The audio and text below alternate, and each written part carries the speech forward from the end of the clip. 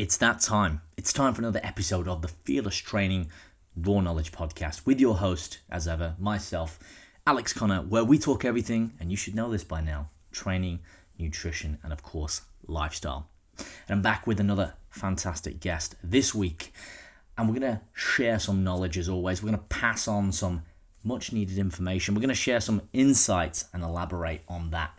And my guest is Ben Esgro. He's the founder and formulator of Denovo Nutrition, and he's also a coach and strategist at the Strength Guys, amongst other things. But as ever, I'm going to let him do the talking and explore his journey as we unpack all of that and all the goodies as well. But before we do, a little bit of housekeeping. First of all, I hope all of you around the world, all of you listeners, are doing well.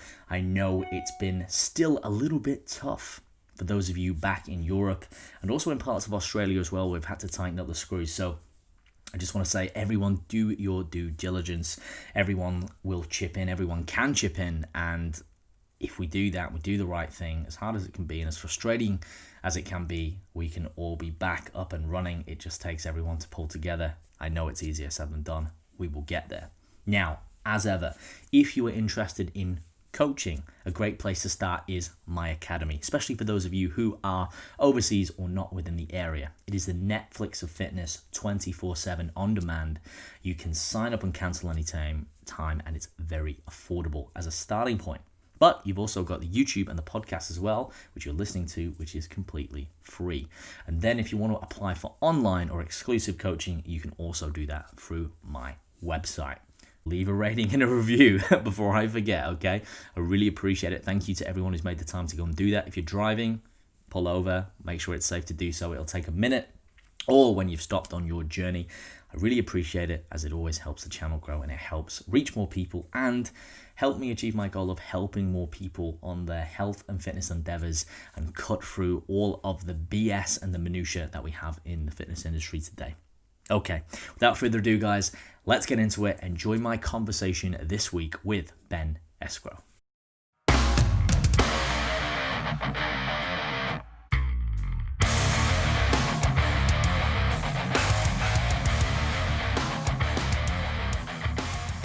Okay, Ben, welcome to the Fearless Training Raw Knowledge Podcast, my friend. Thank you for making the time. How is everything at your end of the world? Thank you for having me. The U.S. is quite crazy right now with COVID. We are certainly not. I would say we don't have a lot to be proud of in how the rates are being handled. But I hope moving forward, maybe in a month or so, maybe when this comes out, we could say differently. But as of right now, it's pretty bad. I'm in Pennsylvania, which isn't as bad as some of the other hotspots like Texas and Florida and California. So everything like in your area is a little bit sort of more, I guess, suppressed, and hopefully everyone's well in your area, in your social circle. So we are, it's pretty rural here. I live in a city, but even our city isn't nearly like something like New York or cities in Florida or California. So I think that's a big part of it, is we're not as populated as some of those hotspots. Mm-hmm. And that's the thing that it seems that we're seeing, is the places that are really spread out don't seem to be hit quite the same as the densely populated states. So the one thing actually that we do have pretty bad here is, I should probably rewind how I phrase that. We have an aging population and an older population here, okay. And quite a bit of nursing homes. So where it's worst, at least in the first spike, was in nursing homes. So our rate was really good, but what kind of inflated us was that a few people got it in nursing homes, and it spread kind of like wildfire. So that's really seems to be our biggest issue here. Yeah, no, for sure. And look, while we're on the topic, it's probably quite a good opportunity to ask, how is it where you are, in America versus, I mean, I don't watch the news. I'm sure a lot of people who listen and tune in don't watch, because we are of the same sort of mindset. But what is it like living it, I guess, in one of the more, high risk zones? Based on what you've said, is it as bad as the media is making it out to be? What are some of the trials and tribulations? I think the biggest thing, so I probably have to first preface whatever I say by explaining or disclosing the fact that I'm a pretty introverted person. So I do pretty well with a certain level of isolation. But I think it's gotten to the point now where it's definitely too much for anybody. I don't care how introverted you are. So that's been a major change. Like, I think the first 2 months I was like, this is fine. This is, you're asking me to social distance. That's pretty much what I do in normal life. But now it's the point where it sort of feels like it's a doomsday situation in certain ways. Like, it's odd going out, and everywhere you go, you have to have a mask. You can't just walk into a normal place and behave normally. We have reopened restaurants here. I know some places reopened and closed again. But it's not the same experience. People are afraid to get together and do gatherings. There's just not as much social stuff to do. So it's more trying, definitely psychologically. Like I said, something that I thought I was like almost immune from, like it's affected me too. Like, some days I just, like, I want to leave. Like, I want to go and travel. I'm so used to being able to do that. I want to see my girlfriend who's in France. Can't do that. She's tried to come here twice. That's kind of gotten, it's definitely changed the dynamic of things. So it's like all of us, we've had to make life adjustments, and it's just hoping that things get better in the future. But as of right now, yeah, man, it's kind of crazy, because I thought, okay, this will happen for a month or so, and we'll be past it. And that doesn't seem to be the case at all, even for the next 2 months ahead.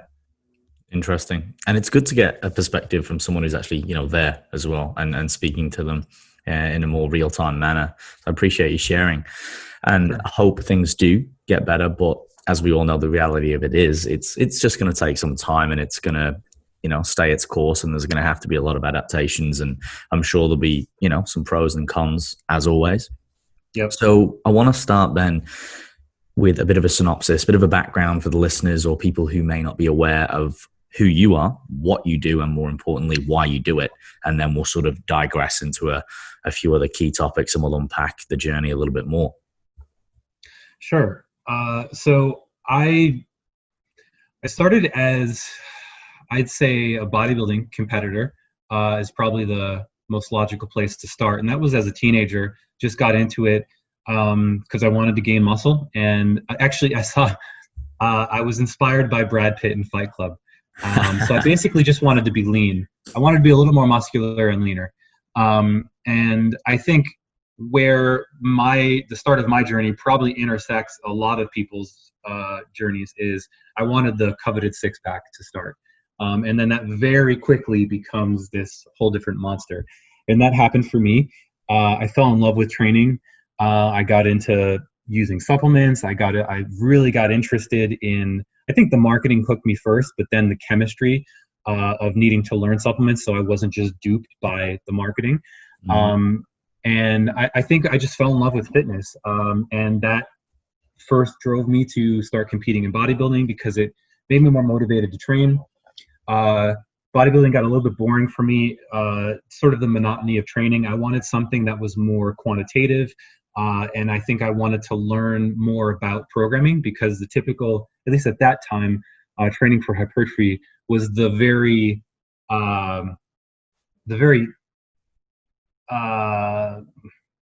what's the word I'm looking for? Like the in thing, the mainstream. Well, like the training splits were very much the magazine thing, like 3 sets of 8 to 12. I felt like I wasn't, the paradigm, I think is the word I was looking for. Right. There wasn't a lot of, I think, mental stimulation, even in training I was getting, but I was having trouble learning more about hypertrophy, especially the mechanism of it, and why we get stronger, and a lot of things related to that. So I naturally started to lean more towards powerlifting, and once I started doing it, it opened my eyes to a lot of things. One of them was setting up training and programming. Another was, I think I just automatically became addicted because you're judged on that in a way that's quantitative. It's not like, how do your calves insert? It's like, how much did you squat? That's measurable. I really liked that. That fit my personality a lot better. And through that time, I started taking clients. I started coaching. I coached bodybuilders and powerlifters. I was able to work with some pretty high-profile individuals like Layne Norton, and now multiple world champions like Taylor Atwood. And over that time, I also started a supplement company, Denovo. That was about 9 years ago. And I think that's probably the most appropriate place to leave it off, because that's pretty much what I've been doing in that time period is a mix of both coaching and then running a supplement company. And now recently, the supplement company has pretty much taken the main role. Yeah, no, for sure. And thank you for the background and a little bit more detail. And it's great. And we're going to dive into those two sectors. And what I'd like to talk about then is some of the correlations between your role at the Strength Guys, your role with Denovo, and how you have taken, certain learnings and if there has been any crossovers between the two. But I think initially, if we could talk about how you ended up founding Denovo, creating Denovo, but then also with the Strength Guys, perhaps sort of explaining how those journeys or those connections came about. And then we can start to sort of transgress into more specific takeaways. And I know there's a couple of really burning questions I have that I know the listeners probably want answers to as well, based on that the supplement industry is just an absolute Alice in Wonderland place, to use an analogy. And I think there's going to be a lot of interesting key points we can talk about there. Sure. I'll actually start with Denovo, since that's the more longer standing thing I've been doing. And actually they do relate, because how I got integrated with the Strength Guys actually was through a Denovo event. So basically, like I said before, I was a supplement junkie pretty much from the outset. I remember at that time, creatine was the hot thing. That was when like McGuire and the pro baseball players were using it. And there's still, a lot of that misinformation about it, where when you first hear of creatine, you automatically think anabolic steroids. I remember being around 18 and my parents didn't want me to use creatine. So it did cause me to learn quite a bit more right off the outset. And I was just automatically hooked on learning about supplements, because I thought there's something really interesting about your ability to sort of tweak physiology to change things, even if it's a small percentage. Like that's a pretty empowering thing. It's like, through my knowledge, I can actually improve my response to training. So I think that really drew me in. And at that time, it was a very different landscape of supplements, where, a lot of ingredients that really weren't legitimate were popular. That's because there wasn't so much of an evidence-based desire. I think we kind of went through a bit of a fitness renaissance in the past decade, where people have really asked for more research-based formulas and stuff. It wasn't like that at that time. So I saw a pretty wide, I think, chasm for where someone could come in and honestly be successful without having to have a strong marketing base. Like, basically, just by doing things right, you can have a successful company. And that was very appealing to me. So I really just started out by keeping notes on products I used and that I noticed worked.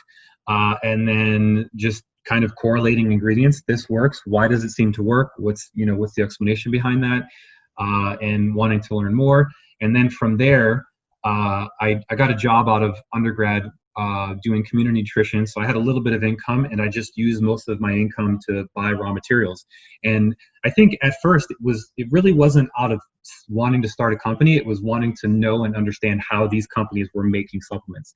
Because as an outsider, it can seem very foreign. It's like, how's a protein powder made? Like there isn't much information of how any of that happens to the average consumer. It's like hidden behind this sort of this curtain. And I think one of the major issues for me is that curtain, a lot can hide behind that. And in the past, in the industry, a lot has. Not that it doesn't happen anymore, but it is moving in a different direction. Like now, things get sprinkled with SARMs, and you hear about people getting, failing drug tests. But back then it was like, they put anabolics in things like oral steroids. They put in like cancer drugs in stuff. And a lot of the most popular companies would do that and then eventually get caught. So again, I think the industry really needed to be rectified a bit. And that was very appealing to me. So I started very simple, very humbly. Once I found a couple things that worked, just through my knowledge and learning, and through both school as well, because at that time I finished my undergrad in nutrition, and then I was going for a master's in sports nutrition, and I always tried to make this connection between anything I'd learned in courses to some practical way I could use that information, because I learn best that way. And I started basically just making very small batch formulations. Then I learned about Isopure, who was two guys in Texas who just bought a cement mixer, and they were making protein. I was like, I could do that. So I went to like Home Depot or Lowe's, bought a cement mixer. I knew how to sanitize from grad school and doing my RD. So I basically just did that. I started doing small batch runs, and at that time it was bodybuilding.com forums. I had some connections through competing in bodybuilding, and people talked about it, and people started ordering.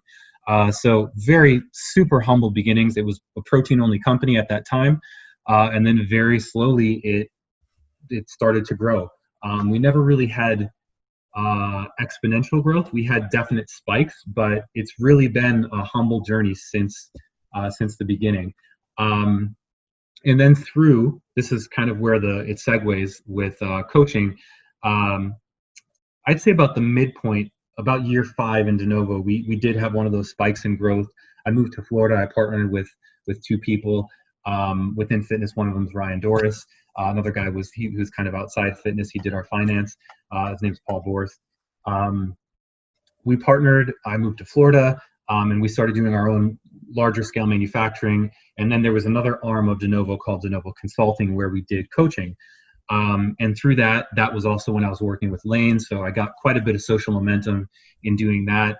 And that's how my paths crossed with Jason from the Strength Guys. We did a seminar together, and then Taylor was one of our athletes for Denovo, the supplement company. And we both kind of worked together with him at nationals. He actually had a back flare up because of my history with back injuries. I helped that day, and basically at the end of the meet, I just said we should work together at some point. I don't know when, but I know we will. And then 2 years later, we ended up working together to coach Taylor to his first world championship. So that's sort of, I realized that was a pretty long monologue, but that was the best I could consolidate the past 9 years, I think. Yeah, no, for sure. And look, this is long form content. So as I always say, this is the time to get into the weeds, to go into details, because a lot of the time what we perceive as might be unimportant for the listener, they will pick apart and get the golden nuggets, as I refer to it sometimes. And I always say the devil's in the details.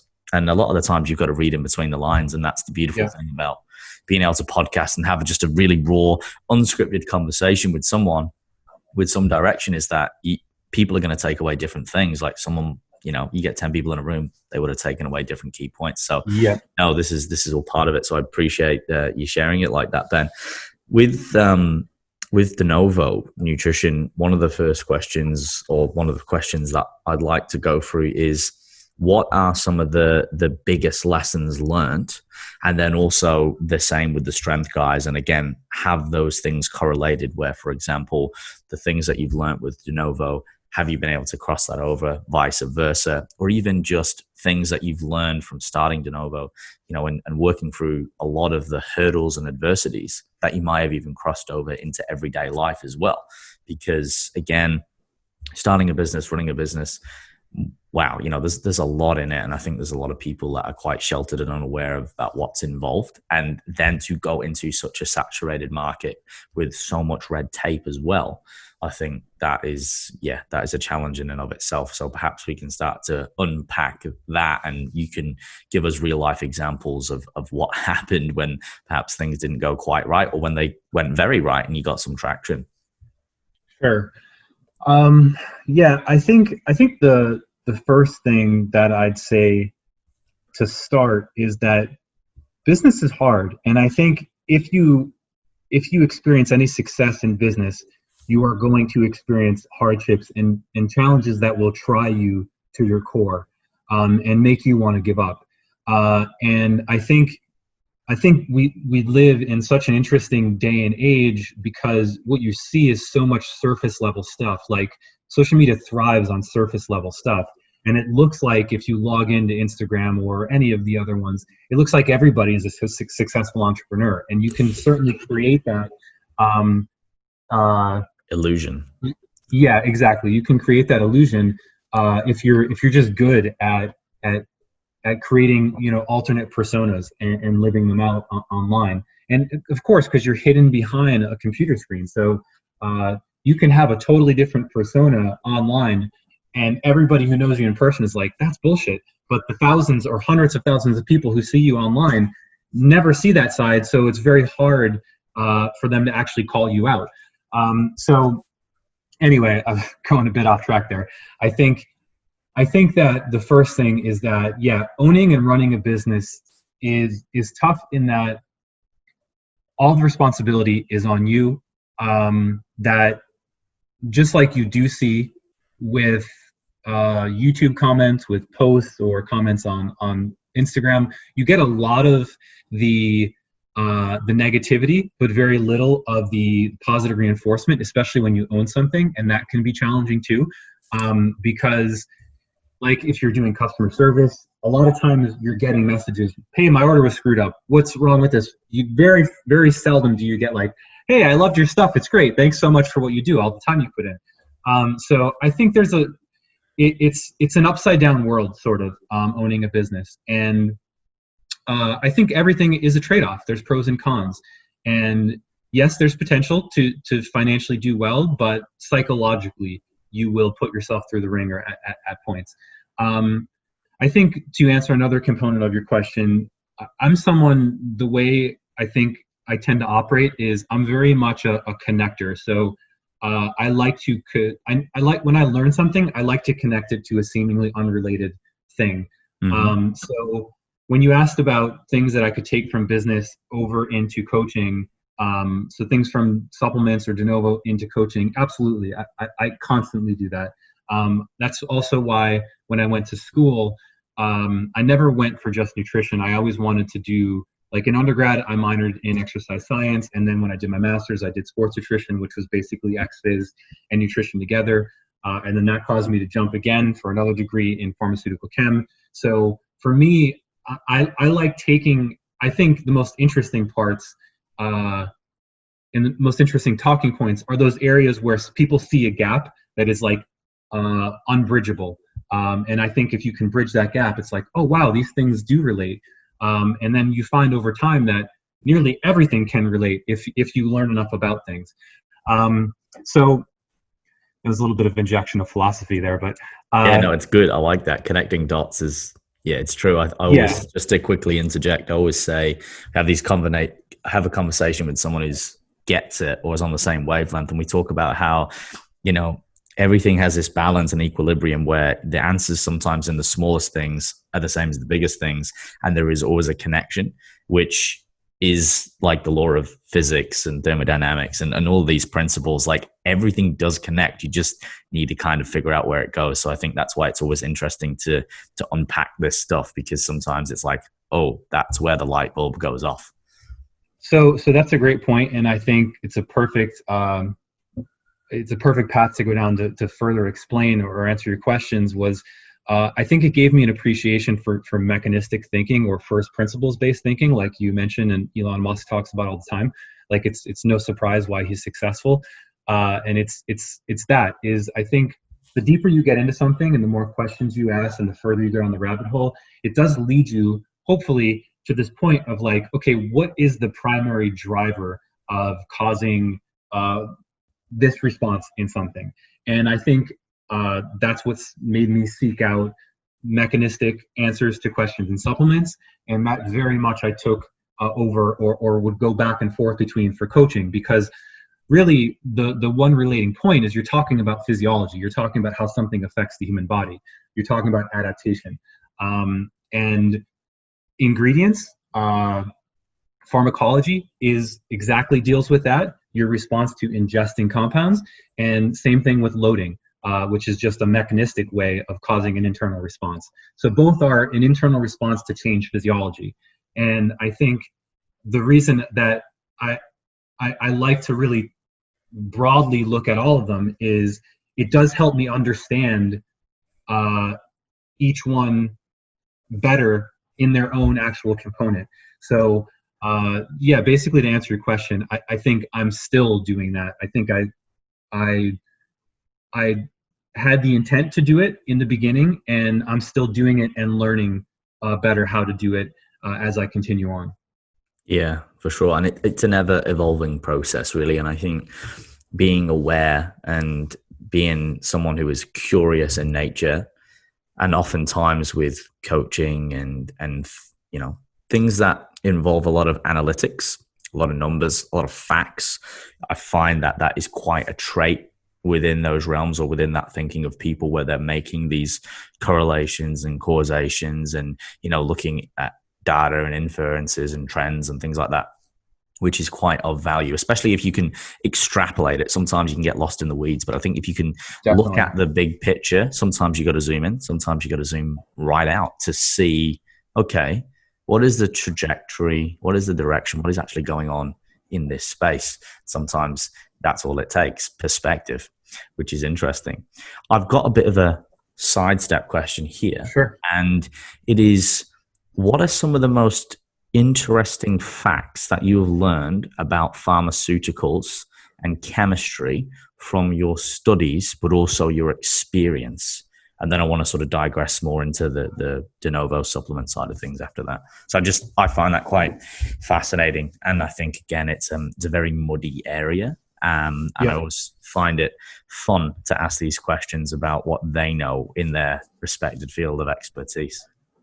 Yeah, I think I have two answers to that question. One is that people tend to see, and I almost think, especially in America, the FDA and the way that drugs versus supplements are regulated create this illusion that there is this dramatic difference between a plant medicinal compound and a pharmaceutical created compound. Mm-hmm. So yes, there are, but mechanistically speaking, a lot of drugs, roughly 50% of them still come from plant starting materials. A lot of the internal receptors that we have that we name them, we've named them from plant compounds, like opioid receptors, like cholinergic receptors, like muscarinic or nicotinic cholinergic receptors. That's named after muscarine, which is a plant compound, or nicotine, which is a plant compound. So, or cannabinoid receptors, that's named after cannabinoids, what we found in cannabis. So I think pharmaceuticals are so well funded, and it's such a monster now that it's almost like they want you to think that it's like they want to pull you away from nature. And I'm not saying you can treat yourself with plant medicines for some conditions that require pharmaceutical. I'm not saying that, but I am saying that nature is a lot more potent than we think. And I think the further away we get, the more dangerous it gets, because there is this default, I think, preference that people want to have for natural products. And that's not to say that there aren't any natural toxins. There's many natural compounds that are more toxic than pharmaceutical created compounds. Mm-hmm. But you do tend to have a higher margin of safety when you take something from its raw plant form, from its crude, like if you grind up a coffee bean versus isolating out just the caffeine. There is a difference in potency there. So when you take something, and actually that's how the FDA defines a supplement versus a drug, is once you isolate it and make it that individual compound, now it's a drug. When it's the crude form from the plant, it can be a supplement. And there is a difference in potency with that when you do that. And I think we're still learning also that I think humans need to be humbled a lot more, because we do have this vast knowledge, and it's incredible what we've done. I could never take that away from us. But I think on the flip side, because we know a lot, we think we know a lot more than we do know. And that causes us to find discoveries sort of late in the game. Like one of them, which is it's getting more traction is like, I think they call it the entourage effect with cannabinoids. It's like, oh, okay, well, we're so focused on THC because it gets you high, but we think that all the other ones, because there's I think hundreds of other cannabinoids, we think that they don't do anything because they're not psychoactive.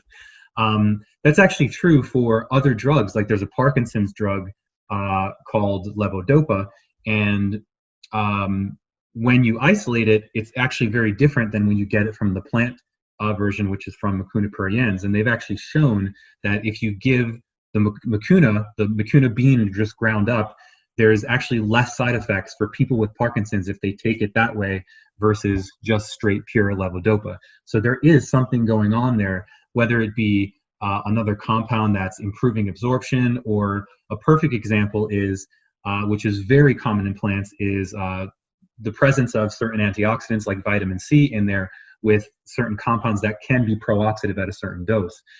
So it's almost like there's things that are protective, there's things that are bioavailability enhancers.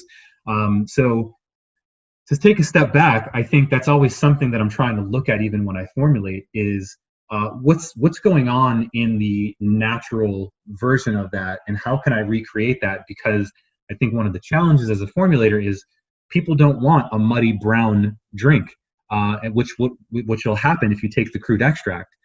They want this thing that mixes like it's a fruit drink. It's clear. It dissolves perfectly. That doesn't happen if you take a plant leaf, grind it up, and try to mix it into a drink. You get a tea at best. Yeah.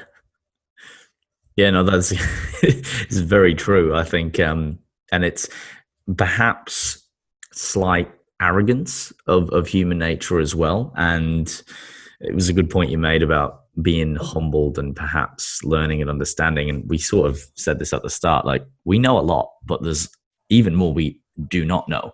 And I think, this is part of the exciting journey, if you will. In every field, we are constantly evolving and there's always more to learn. So to springboard off that one, Ben, what are some of the systems and processes that one needs to go through to formulating, creating an ethical and a potent supplement to get it from the crude ingredients all the way to the shelf? And again, you might have to streamline that, but please go into detail. And I mean, looking at approvals, health and safety regulations, like FDA and all of this sort of stuff, the actual processes from a mechanistic standpoint, like how again do you take that raw material? How do you then flavor it? How do you make it taste good? And, how do you keep it ethical? And then I think after that, we'll talk about, how perhaps listeners and athletes can identify, better quality supplements and what the actual differences are. Because I know that's something that I'm tremendously interested in as well. So we'll go back to the first part of that question, please. So I think I'll start with a short and simple answer, and it's that there is no real requirement. So the responsibility is put on the brand and the formulator. So, and that's really important for, I think, consumers to know, because one of the things that I think opens my eyes continuously in the industry is both the perception of the consumer, where they think they know a ton about ingredients because they know the marketing of ingredients, and then the formulators who just put in ingredients to make a claim, or because they're a popular ingredient together. And this is the important part. They have no clue what happens when you combine those two things together. When you're talking about the research, when I say two things, it could be up to 20 things together. It's at that point, it becomes completely theoretical, because most of the supplement ingredient studies that are funded, they're funded to look at that one ingredient in isolation. They're not funded to look at combination products. So there is a very, very large amount of unknown. You're going on an assumption that if I combine this with this, I should get a better response, but you don't actually know. And that's dangerous. I mean, imagine if you go into the pharmacy and you pick off 3 things at random from the shelves that all work, and you say, I'm going to take these together. You can kill yourself, literally.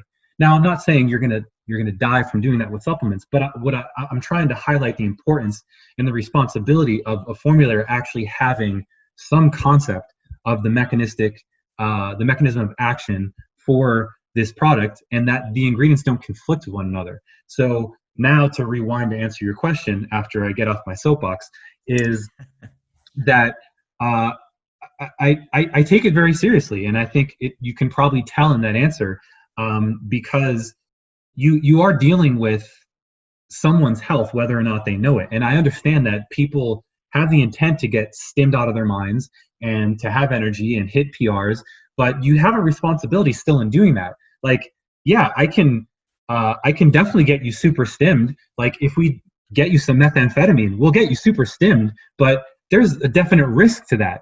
Yeah.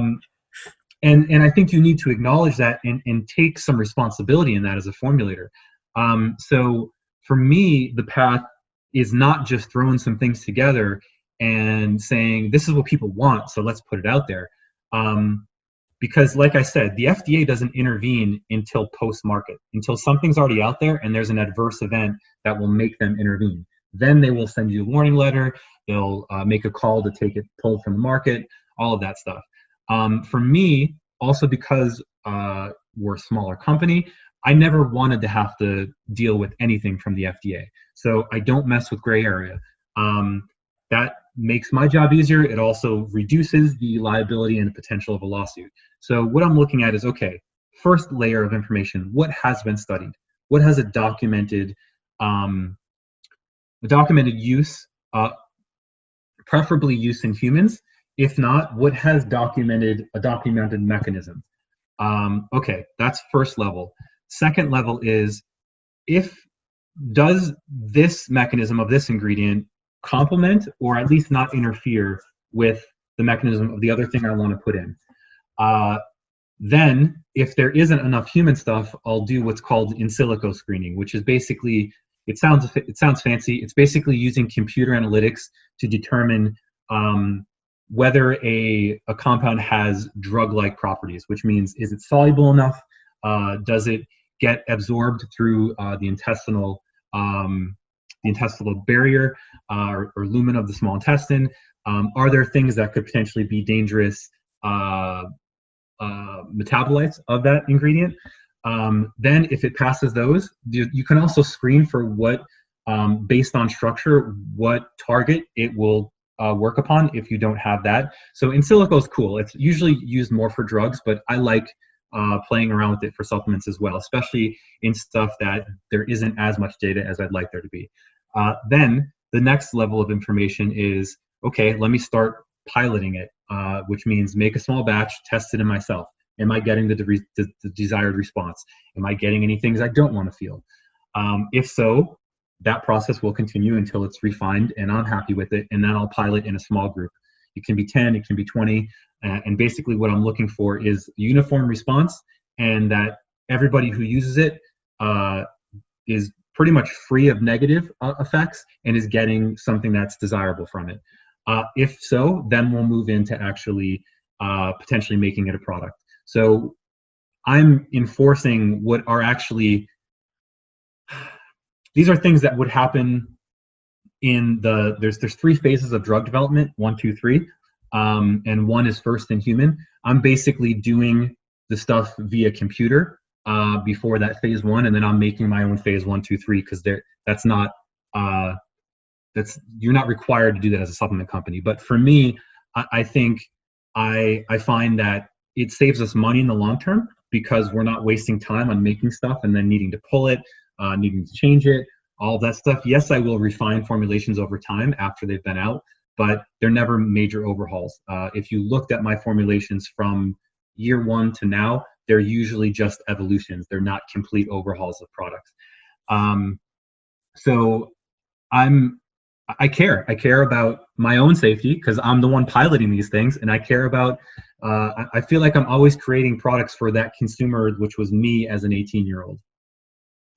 And I think that's probably one of the most underlying factors, and it's simple, and it's care. isn't it, really? Yep. I mean, not even in this industry or in this line of work where it's probably arguably more of a higher priority, because again, people's health is on the line, and we know that the consequences can be quite severe, as you Arthur mentioned earlier.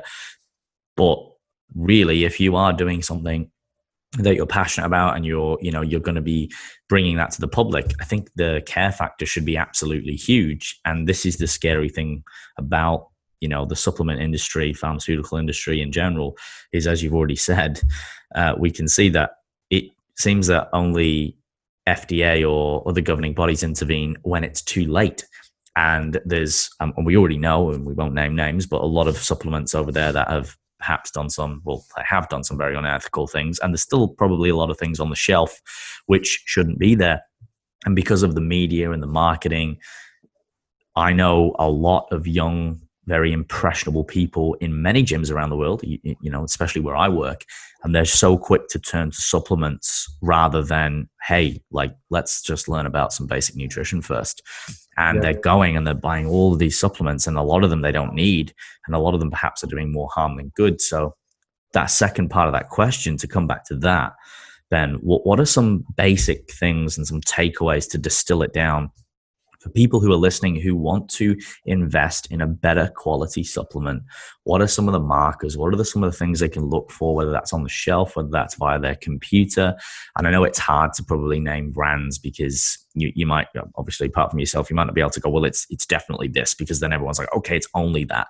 But perhaps some other information or some red flags that people can go, okay, that's a red flag. There's a couple adding up there. I'm going to stay away from this product or this company. What would your advice be? So I think you highlighted something really important in that, and that's that it really is important to note that the responsibility is on both ends. And I think that's true of the consumer and the pharmaceutical company, and the same of the supplement company and the consumer. Because what the consumer needs to realize and be empowered by is you do control what a brand will put out. Because if you're not buying it, they're not going to keep making it. That company will fail. So understand that you actually have a lot more power than you think, based upon what you put out a demand for. I think the other part is there's this bad trend of believing that more is better, and that is one of the, I think, most dangerous doctrines of the entire fitness industry, is that if a little bit's good, then more is definitely better. And I've had that conversation with numerous people via DM who asked me about supplement, either products or ingredients, is they think, oh, well, why would I buy yours? It's got 4 ingredients and this one's got 20. Okay, it's a lot more complicated than that. But so one of the things I highlighted is there's no way they have any clue of how those things are interacting, those 20 things, number one. Number two is you need to understand, if you have a panel with a ton of ingredients on it, the probability that those are all dosed appropriately is very low. They're putting it in to make a claim most of the time. So actually less is more, and that's very hard to convince a consumer of. But I think one of the ways that I think I've been able to do it successfully with Denovo is Utopia is our best-selling product. It's really a 4 or 5 ingredient product, and most people, whenever it's reviewed or compared, even from our distributors, against other products that are in the nootropic category, people say it feels different. They feel more. They feel the feeling of the product. And it's funny because that's not because we put in more ingredients. It's because we put in the right amount at the appropriate doses, and we didn't put in anything that conflicts. A lot of people use a lot of the ingredients we use, but they overlook the fact that if you put in amino acids with certain active ingredients, they will compete, and the amino acid will get absorbed over that active that you're trying to do and trying to get to the brain.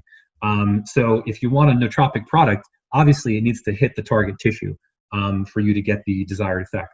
So I think in general, it's that read the panels, read the entire label, read the directions, look up on places like Examine, places like Consumer Lab, look up the ingredients, see if you can find anything. You don't necessarily need to learn mechanisms, but look and see if there's actually data out there. The amount of ingredients that I see that people use and think are mind-blowingly effective just because they're out there and they're in every product it's almost concerning to me. Like, people expect beta-alanine to be in everything just because it's in everything, but the data is actually not that great. Betaine is not really, it's like the data is not good at all. It's scarce at best, but people think because there's one thing showing better endurance, like, okay, it's got to be in my pre now. It's almost like there's this paranoia that if it's not in there, my gains are going to suffer. So yeah, I think look at when you look at the panel, look at the dosing of those ingredients, compare them to the research dose on these places. I encourage people to look, and then do your research and keep doing your research. And I think dosing is huge, and I also think automatically seeing a red flag when the panel is huge. And the pro blend thing is not as common as it used to be. Labels are a lot more transparent, but there's still a lot of companies putting in 20,000% vitamin B and just ridiculous stuff that doesn't need to be there, and you're paying for that.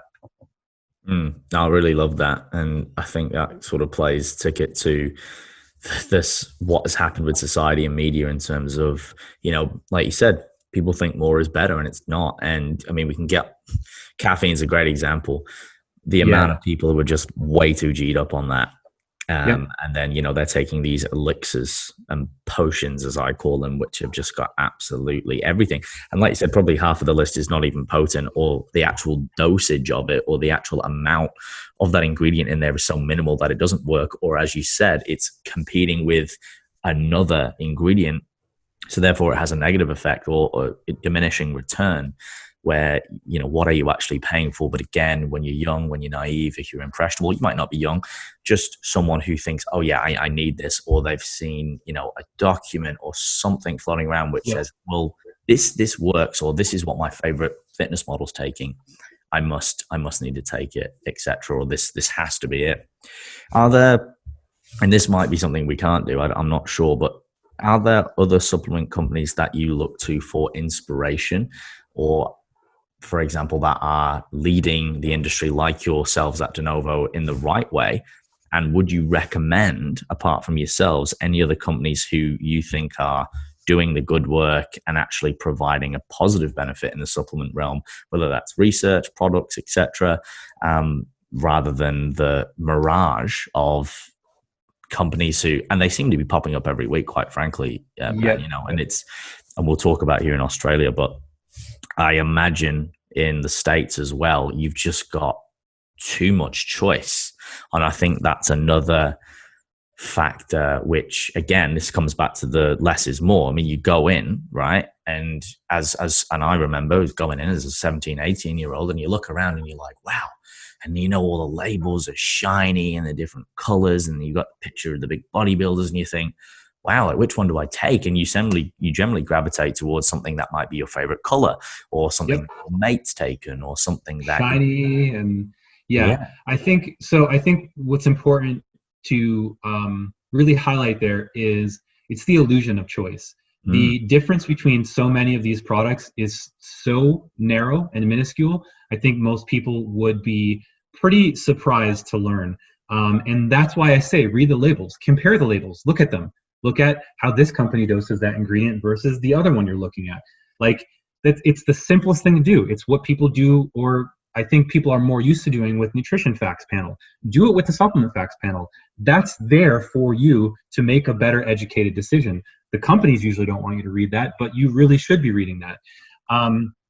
So I think there's that illusion of choice is very important to highlight. The other is that the barrier to entry is much lower than it's ever been for to start a brand, and that's largely because manufacturers have targeted influencers, and manufacturers are trying to make as much as they can from this too. So what they're doing is they're reaching out to people who have a following, or they're marketing themselves as, we'll do really low minimum runs for you if you have a big following, if you have a big email list, or blah blah blah. So again, that's why it's the illusion, is there's a lot fewer manufacturers out there than there are brands. So usually these manufacturers are looking for, they want to scale. And to do that, they need to get as many clients as they can. Not all manufacturers are created equally. And I think the other thing is, again, it's very easy to present that perception of like, there's tons of products out here. But if you flip it around and look at that panel and compare, you'll see that so many things are so similar. So remind me of the initial question so I don't get too far down the wrong path. For sure. It was more a case of, are there any other companies or bodies who you think are doing good research and creating good ethical products like yourself? And I guess to add on, do you think there's any geographical influence? For example, my father used to work for Fonterra in New Zealand, which, are one of the biggest dairy suppliers in the world.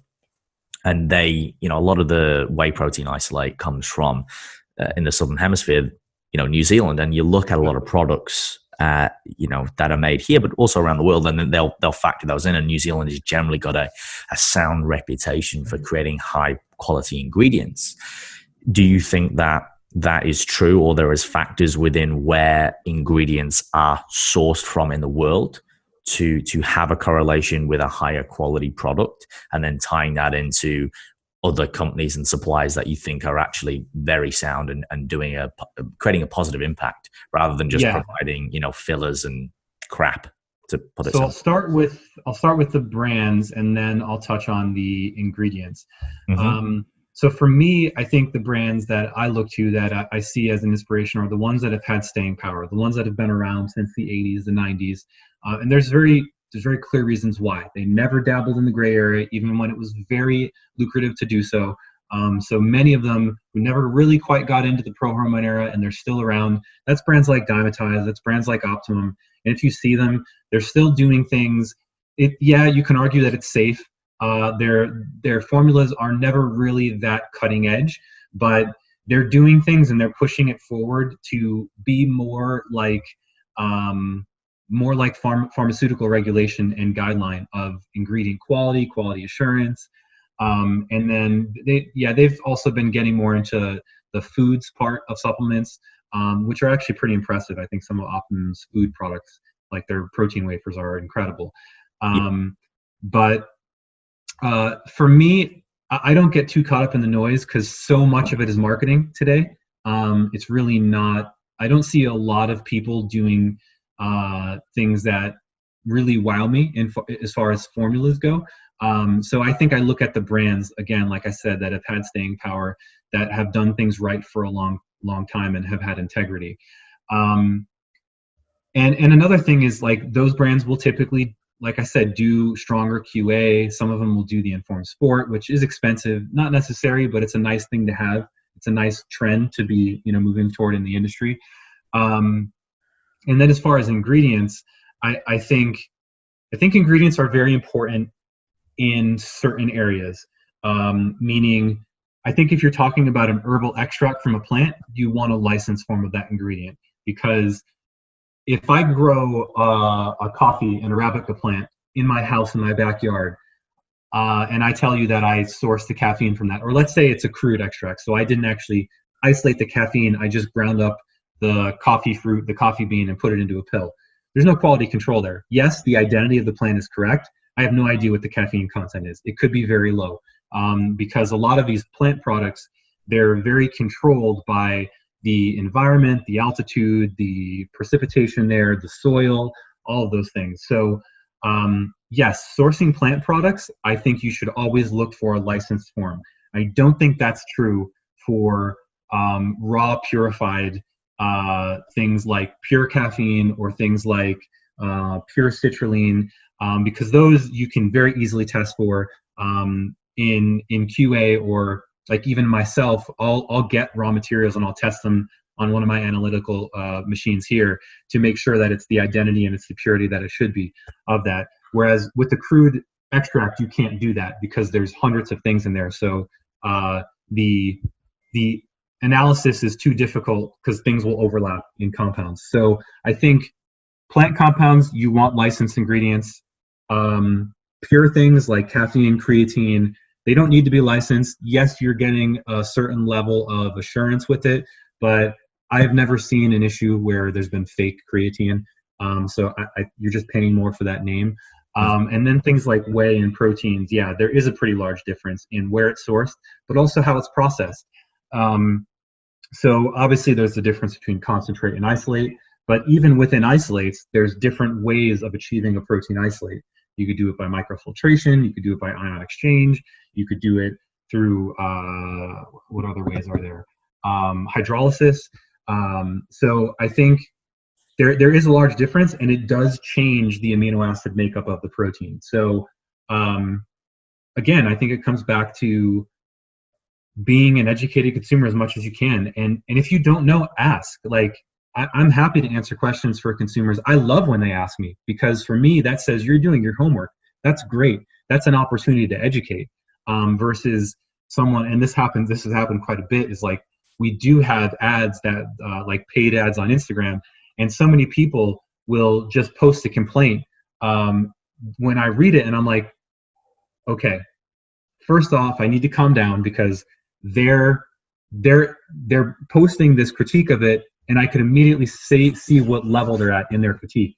Is like, this has this, that can't work. This doesn't have 20 ingredients. That's bullshit. So I always approach it as, okay, how can I open this as a conversation where I can actually try to explain and educate, versus belittle them, which I think is also another bad trend in fitness. Correct. Yeah, that's great to hear, and it's very humble of you to do that. And I think it comes down to if someone is willing as well, because some people are just, they've got too much time on their hands, and that you're never going to get through to them. And I think that's a time and a place to, not have an argument on Facebook versus sort of removing the comment, because you shouldn't engage with someone who's not even going to, or is not even willing to listen and acknowledge what is. But like you said, you're always going to get people who get the wrong end of the stick or don't perceive it. And that comes back down to, as you said, education, perception, where your mind is at that time. And sometimes it's a case of people are just not quite there yet, or they're coming at it from an emotional rather than a logical perspective, etc. But I appreciate you extrapolating that. I want to ask as well, just to tack onto that before I go into something else, is, and we've already slayed a few, the biggest myths and misconceptions. Are there any others apart from the ones we've vicariously already sort of covered that you see happen, or that you get comments on within your area and with your experience with Denovo, that are still migrating around in the field, where you feel, wow, like people need to stop believing in this, or there's this big myth and misconception about this supplement, this ingredient, that is just tremendously out of context, that you'd like to rectify? I think in general, things have definitely improved from where they were. I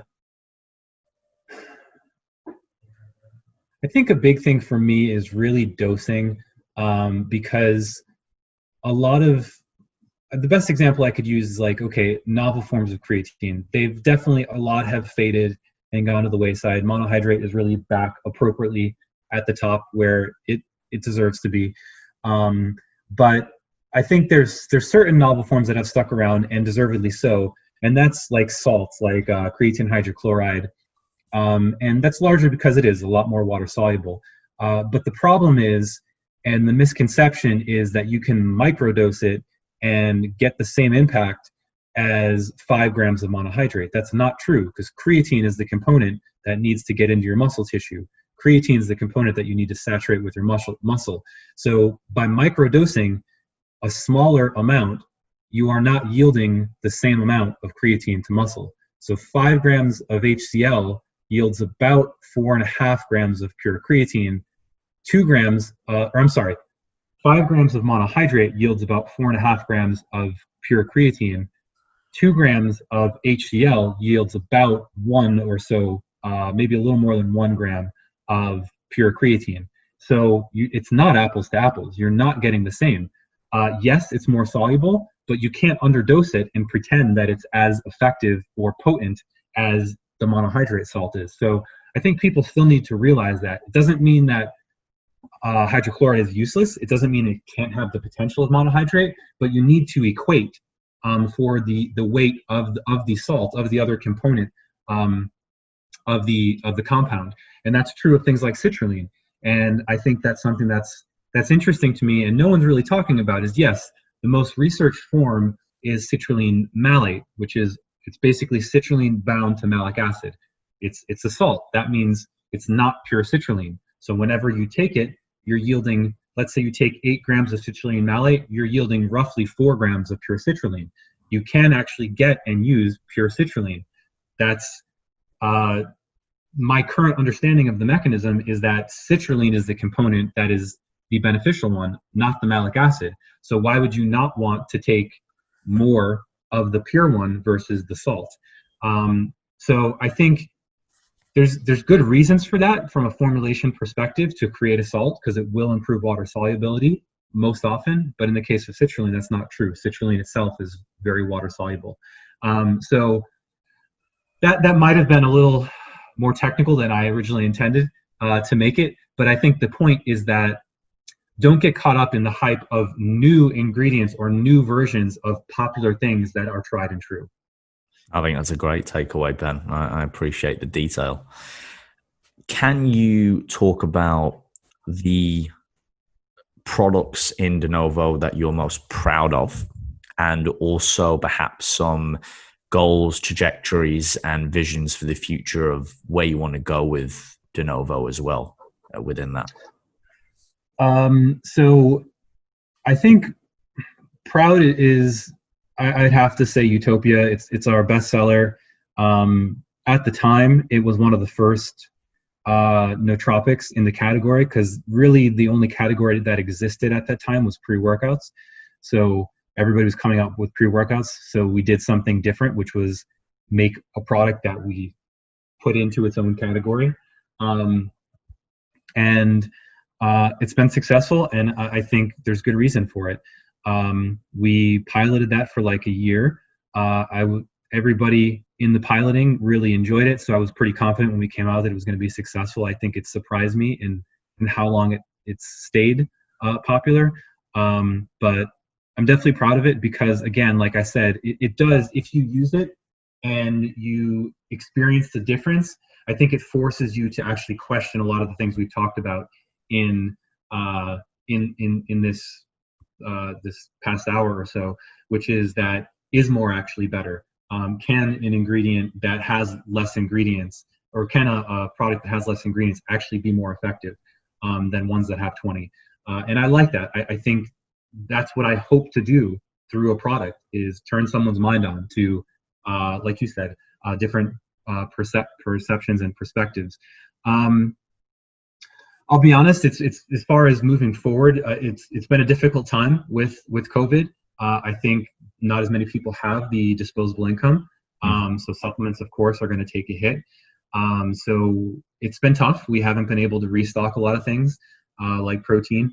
And basically it's just, we're kind of in a position of selling inventory and seeing where things go. So it is tough, but I think that the big thing for me is I just want to always be able to be involved in doing this and creating new products and challenging both my own creative ability and then people's perceptions of what they can expect from a product. So as long as I'm in the supplement industry, I will be continuing to do that.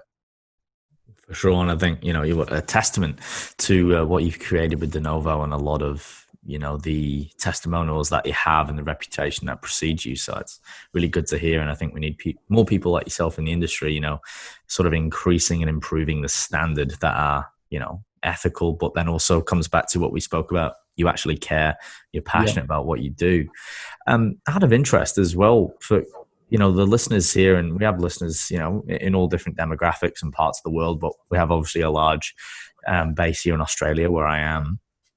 Where can people get your products in Australia? Do you know where they are distributed specifically for people who would like to try them, apart from obviously ordering online? Yeah, so our exclusive distribution in Australia is Massive Joe's, but we also can ship international. It does take quite a while longer. to get it. So you can get it through our website, but you can also get it on eBay. And basically the reason we've put it on eBay is they have what's called an international shipping program where it gets shipped from our fulfillment center to eBay's warehouse, and then eBay will export it. And there does seem to be a little smoother of an ability to get through customs that way, because eBay is such a large chain versus us, who are just, comparatively much smaller than eBay. So really those are the three ways, but I think the most convenient method would probably be through Massive Joe's if you want it locally. Yeah, for sure. I appreciate that, Ben. And before we get on to the final run of questions, or if you've got time, we had a bit of a chat before we started this about myo reps and your experience based on your conditioning at the moment with that. So if you want to perhaps delve in and share some key points for the listeners, I think that would be quite valuable. Sure. So yeah, I guess I'll start with the anecdote of my own training, where I've had some injuries and I haven't been able to powerlift the way I've wanted to in training. So I've kind of looked for ways to reinvent my training, keep it exciting, but also effective, and not take too long. Mm-hmm. And I have to thank Brian Miner for sort of exposing me to the concept of myo reps. I know they've been around for a while with, I think what started more as rest pause. And it interested me, one, as in the manner of doing it, because it makes you stay focused on your sets, because the rest time is so short that you can't go and get lost in something else. You pretty much, once you've started your sets, you have to go until you've pretty much totally fatigued your muscles.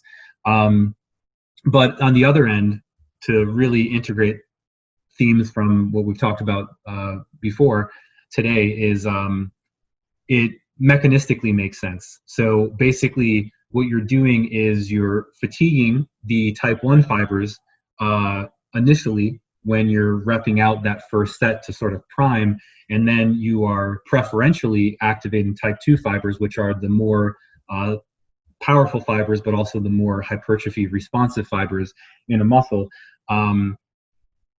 Pretty much all in those subsequent sets you're doing, because they have to take over the load before you reach muscular failure. So it's a way of achieving what you can do with heavy weights with light weights, just by using very short rest intervals and subsequent sets.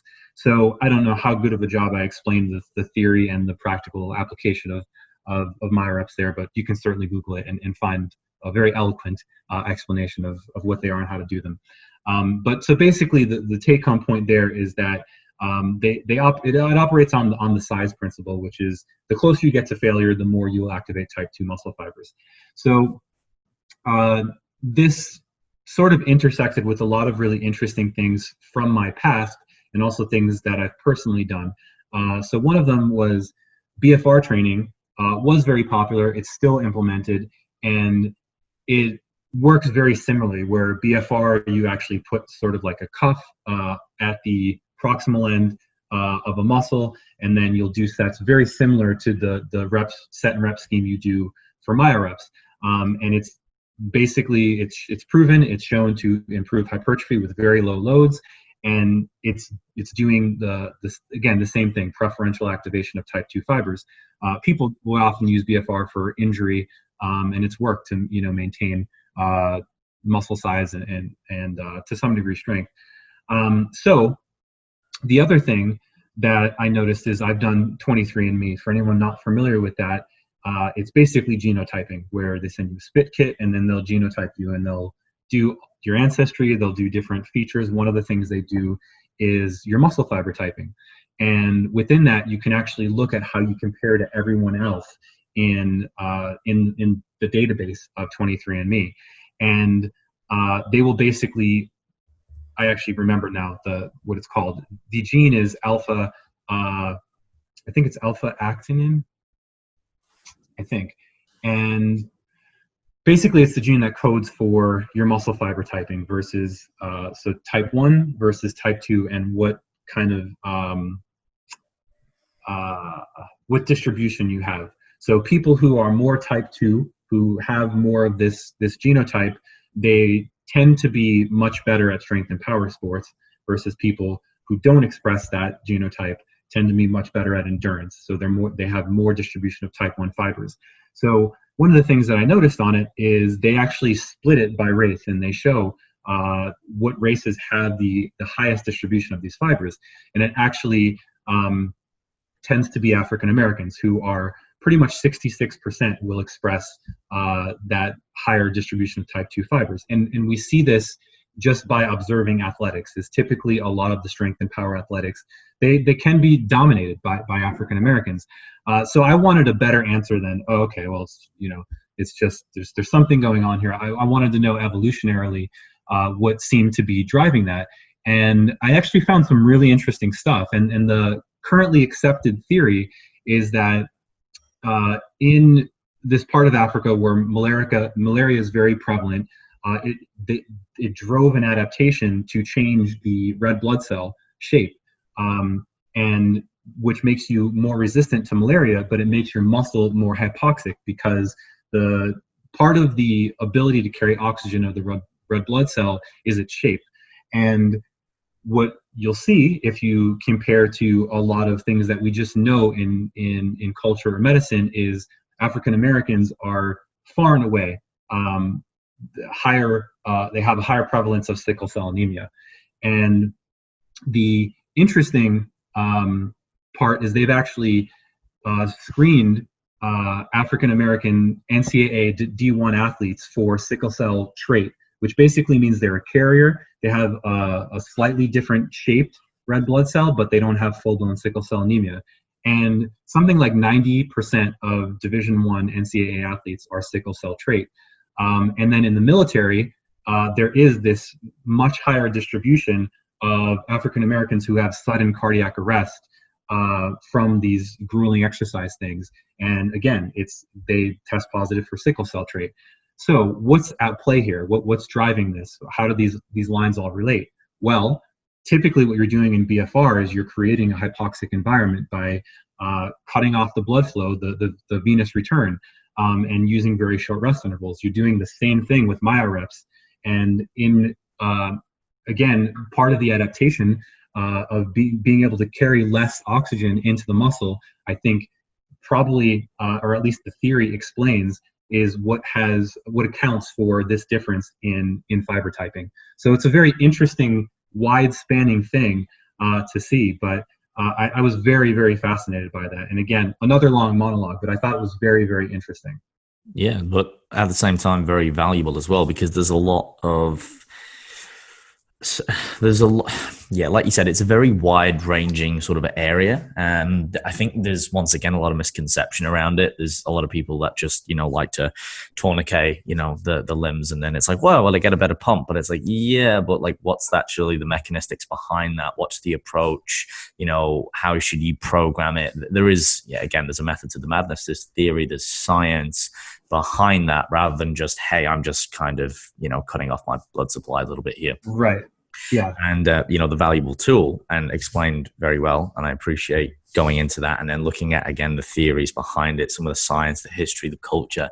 Something that I was always fascinated with when I was studying as well was, in the African-American community, why are they generally more prevalent in those, fast twitch muscle fibers, Yep. type D? Why are they more muscular in general? And we see that across, like you said, the athletic performance, and kind of unpacking it and understanding it, where it's like, oh, well, they just are. It's like, well, yeah, but why? Like, something doesn't just, they don't just exist. It isn't just the thing. It's like there's always a reason and a rhyme behind it, which goes back to our first point about, the correlation sort of stuff. So I think that's really good, and it sheds a bit of light for the listeners as well, and perhaps how, depending on their well-being, their movement, their training goals, etc., that they could possibly use.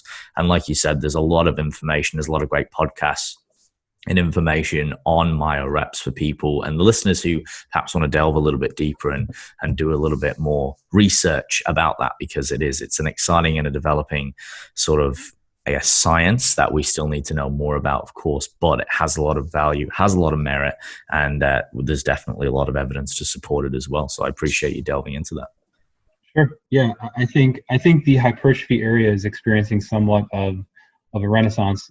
it's either that I've just been out too long and now I'm just finding out what I've missed in the time I've been out, or it's really kind of blossoming. And it's very cool to see the role that just creating a hypoxic, a low oxygen environment in the muscle can have on wide spanning systemic change.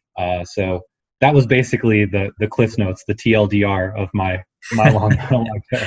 Yeah, too long, didn't read it. It's a bit like that these days. Hey, it's great that you can switch hats as well, right? You've got these a multitude of skills which you can kind of just sort of switch in between, which I think is good. But again, they all have their crossovers, which is great.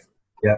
Now, Ben, before we wrap up, I want to go through some rapid fire questions to ask all my guests. They're a bit more lighthearted and fun in nature, and then we'll get into my final question, which I ask everyone.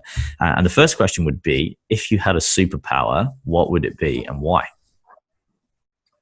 I think I've always liked the aspect. I think I was always drawn to the X-Men. Originally, it was like Wolverine, so it was like major strength. And now I definitely think I would choose Xavier. So I think just stronger intellect, the ability to see things that maybe others can't, and figure out those problems that are right in front of us, but you need to peel back some layers, I think, to be able to see clearly. So I think it's that. I don't know if you'd call that super intellect. I don't know what, but it's definitely something where it's insight based.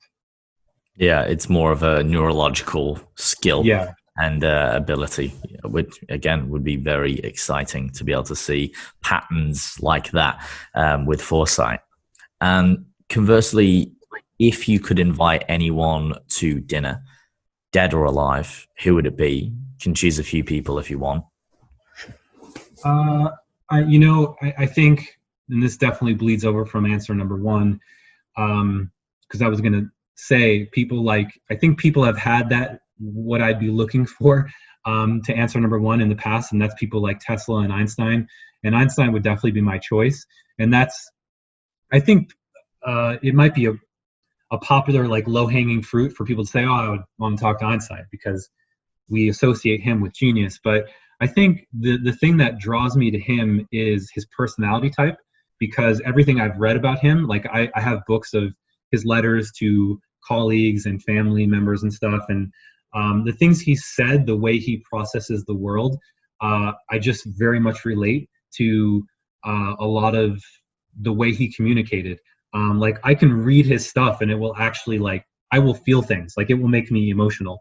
So I think I would definitely, he'd be my number one choice. I don't know if I'd be able to understand him well, but that would be at least my aspiration if I had that choice. Yeah, no, for sure. I think that's a good answer. And again, it wouldn't be because of perhaps what most people would think about him. It would be more a case of, again, reading between the lines. Those are the little idiosyncrasies, the more subtle parts of who he was. And again, getting face to face with someone, reading his, personal letters and things like that, you get a better perspective on all of that, which I think would be very, very valuable for sure. Yeah.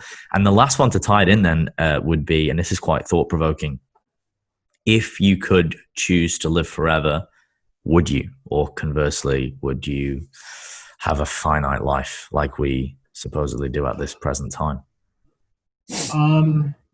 That's a really good question. And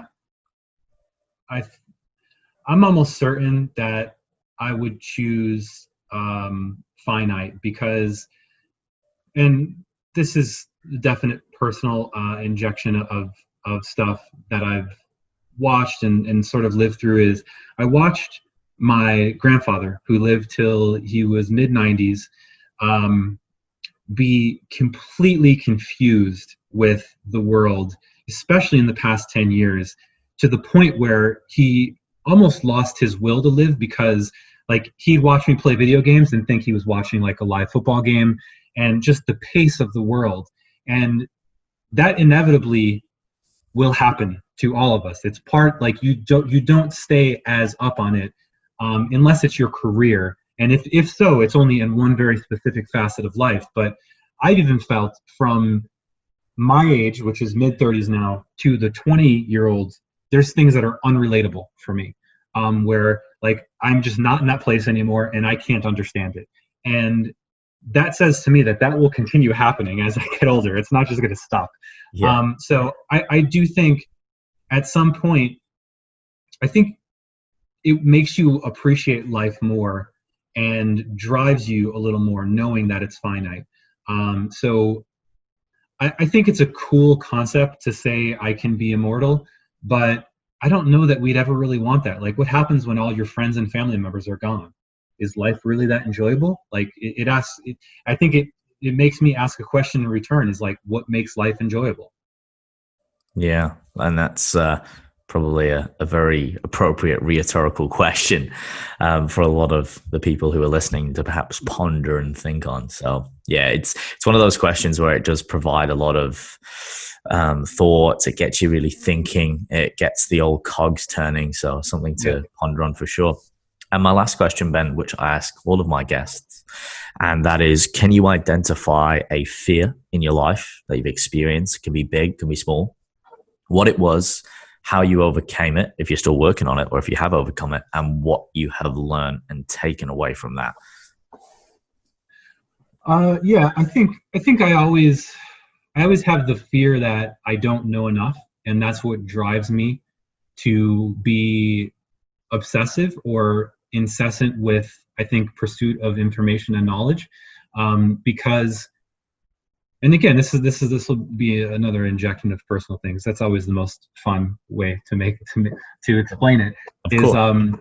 I grew up. My dad does construction, and I grew up working with him and seeing him work very heavy, intense. He still does. He's early 70s now. He still works a very labor-intensive manual labor job, and I think the difficult part for me was watching people who maybe had more education or pursued more intellectual things or more financial things kind of take advantage of him. And that was very difficult for me to watch as a young child. And I obviously it stayed with me.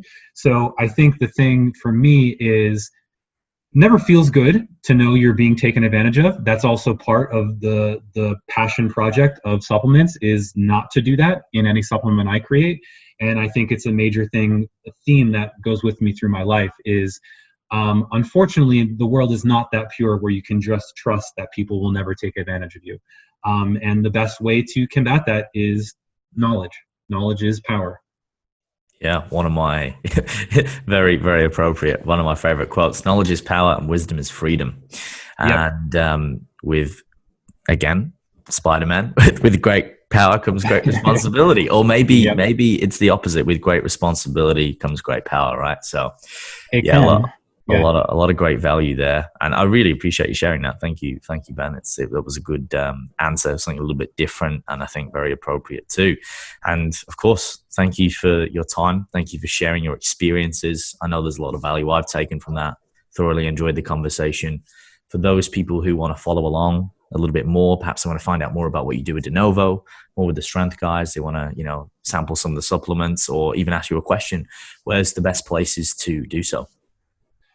Best place would be, well, first let me say I've appreciated it as well. Thank you for having me on. I don't want to skip past that because I've also found it really stimulating, and I appreciate you giving me the opportunity to monologue like I did. As far as communicating and finding me, Instagram, just at Ben Esgro, nothing fancy there. You can DM me. I'm pretty good with getting back. I'm not on there. I don't post a lot, but I do check if someone DMs me. And then DenovoSups.com is the website. And then you can find us on our Instagram too. It's just at DenovoSups. Fantastic, for sure. And as always, for the listeners, links will be in the show notes. Or if you're watching on YouTube, they'll be in the description as well. Ben, absolutely my pleasure. Appreciate the positive feedback. Again, that's why we have these podcasts, so we can, have these great conversations with real people, unpack the journey, and get a bit of an insight and perhaps a bit of a peek behind, the people behind the companies, the services, the brands, the logos, all of that. Because I think in this world where everything is just so over-filtered and so automated and superficial, it's really nice to break through with some organic authenticity. So Yes, thank you once again for your time, and for everyone listening, thank you for tuning in. And if we could ask a small favor, if you enjoyed this episode, all of these episodes, leave a rating and a review. If you're not driving, safe to do so. Take you a minute. We really appreciate it. Helps, the channel grow, and other people benefit from this information too. So thank you very much. And until next time, as always, guys, stay fearless.